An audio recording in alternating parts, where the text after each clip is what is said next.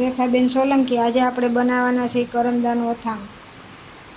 કરમદા સુધારી લીધા છે, એમાંથી બી કાઢી નાખવાની. જે લીલા હોય ને એ જ કરવાના, કે લાલ તો પાકવા માંડે. એટલે આટલું કરવાનું છે. એમાં મીઠું ને હળદર આપણે નાખી દેવાના છે. આપણે બિયા કાઢી નાખ્યા છે અંદરથી.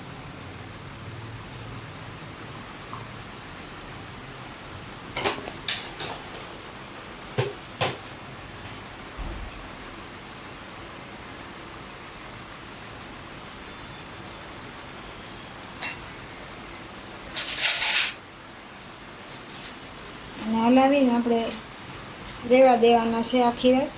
પછી સવારમાં સૂકવી દેવાના. આ ખાટા બહુ જ હોય છે કરમદા.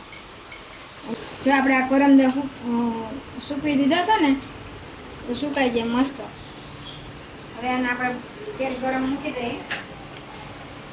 તજને નાખી દેવાના. તજને મરિયાના નાખી દે છે. આપણે પહેલાં બનાવી જ દઈએ છીએ એટલે મસાલો બનાવેલો જ હોય.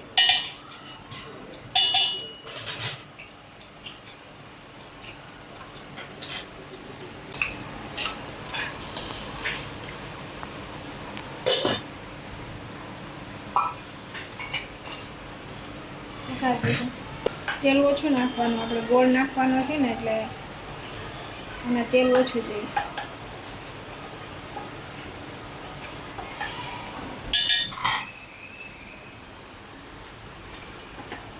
થોડું ઠંડુ થવા દે પછી આપણે કરમદામાં નાખી ઠંડુ થઈ ગયું છે. એમાં આપણે આ કરમદા કર્યા ને નાખી દેવાના છે. એમાં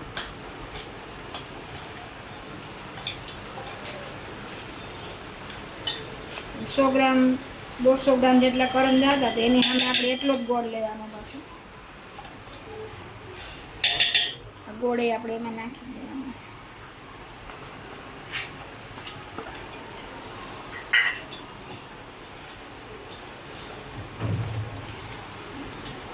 ચાલો મિત્રો, આપણું આ અથાણું થઈ ગયું છે. હવે આમાં આપણે બરણીમાં ભરી લેવાનું છે. ગોળ ઓગળી ગયો છે.